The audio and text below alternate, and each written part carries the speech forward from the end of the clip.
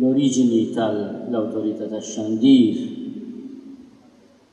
huwa antik, għamil bil-kriterji tagħna.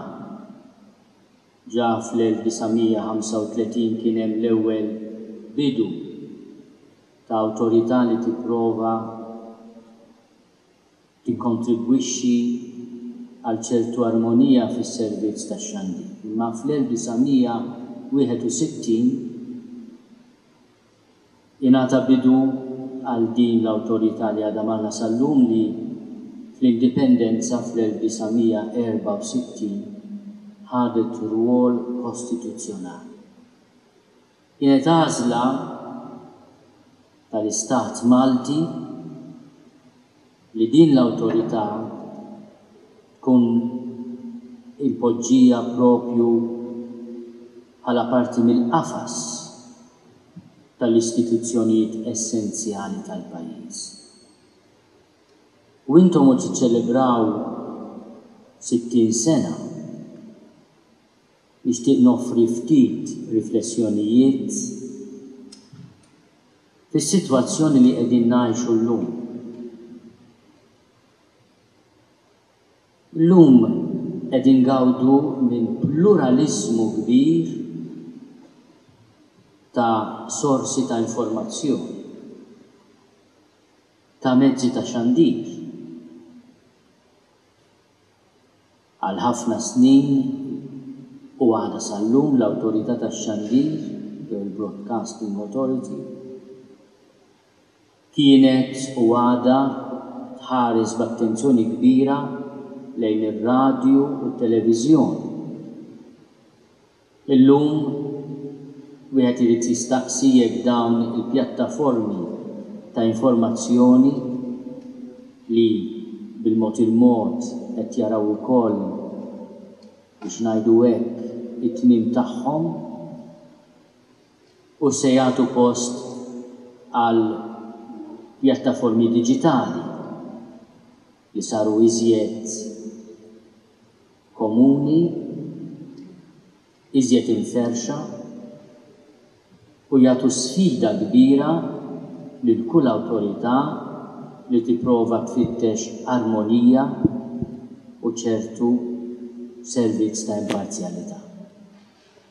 Kif se tikkontrolla baħar sħiħ jekk inti il-kompetenza tiegħek hija satal ma' baħar kif se tista'.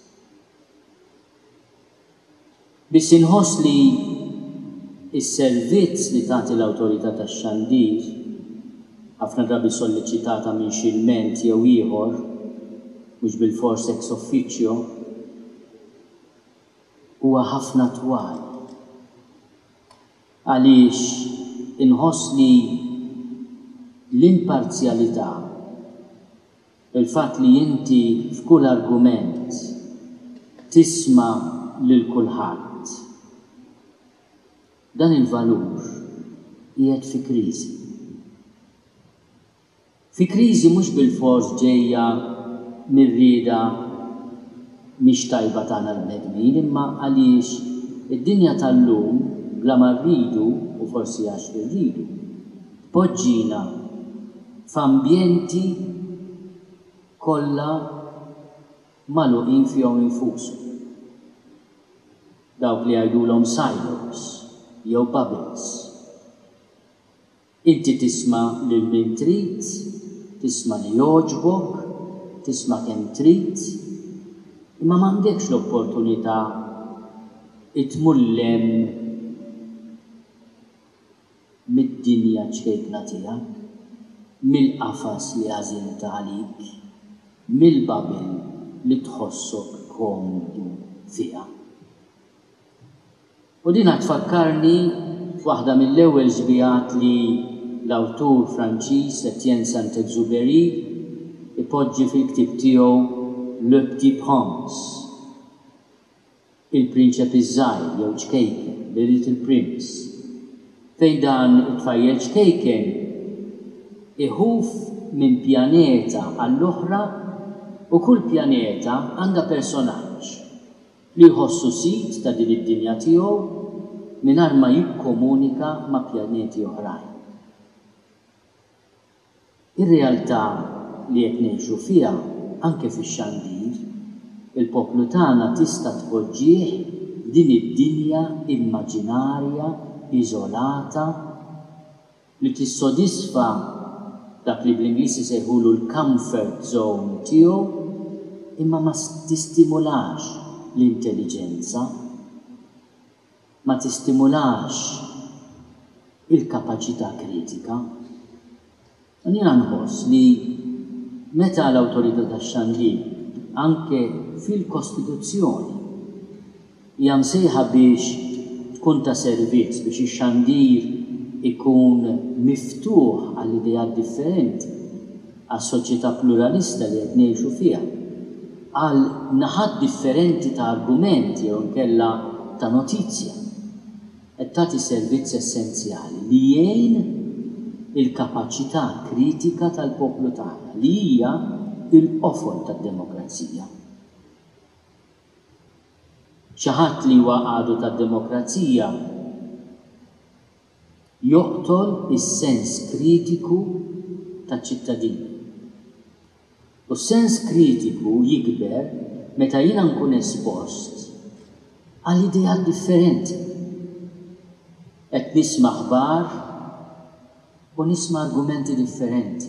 Hemm dibattitu fil-pajjiż u nsegwi l-idejat kollha. Jista' jkun ma naqbilx magħhom, jista' jkun inħoss li ma jissodisfawx l-għaġġ li għandi għall-verità. Tentazzjoni oħra li hija ħafna diffiċli li kkumbattu llum hija l-fenomenu tal-aħbar li tilbes il-libsa tal-verità imma hija gidba sfaċċata li teqret id-dinjità tagħna li nisimgħuha. Il-fenomenu tal-fake news li jintuża bħala strument malign, malizzjuż u kattiv biex jeqret il-persuni, id-dinjità tagħhom, l-istituzzjonijiet, soċjetajiet u pajjiżi sħaħ. Forsi nkunu qegħdin nitolbu li nitolbu lill-awtorità tax-Xandir tiddifendina minn dak kollu, ma llum irridu wkoll nieqfu biex nirringrazzjaw il-Alla ta' dan il-ħsieb feliċi li aħna jkollna awtorità fil-pajjiż li fil-qasam tax-Xandir għandha l-vokazzjoni tkun is-sinsla tad-demokrazija. Kull dittatura timbet meta timponi veduta waħda u unika, monopolju ta' verità fuq is-soċjetà u fuq l-istat. Jista' jkun partit politiku, jista' jkun gvern, jista' jkun lider. Din hija traġedja tad-dittatorjati kollha. U llum maħniex meħlusin minn din it-tentazzjoni. U allura dak kollu li tagħmlu anke fil-qasam tax-Xandir statali li mhux qiegħed f'idejkom, immentom taqdu id-drittijiet tagħna fil-konfront tiegħu. L-awtorità tax-Xandir mhix qegħdin biex tippromuovi l-interessi ta' xi poter, imma qiegħda hemm biex tipproteġi il-ġid komuni u d-dritt taċ-ċittadin li jipparteċipa fil-ħajja soċjali b'sens sħiħ ta' informazzjoni kompleta. Li tkun fair, li tkun ukoll vera, li tkun lejali. Dawn huma valuri għolja, mhux faċli li nnexxina nilħuhom dejjem jew kuljum, imma bżonn ikunu dawk li jmexxuna. Il-mulej meta jibgħat lid-dixxipli tiegħu jagħtihom ħafna indikazzjonijiet għat-triq meta jaslu. Rajt kumment fuq dan il-Vanġelu li laqatni. Dal-awtur qal innutaw li Ġesu ma jgħidilhomx għandhom x'jgħidu, imma kif iġibu ruħhom.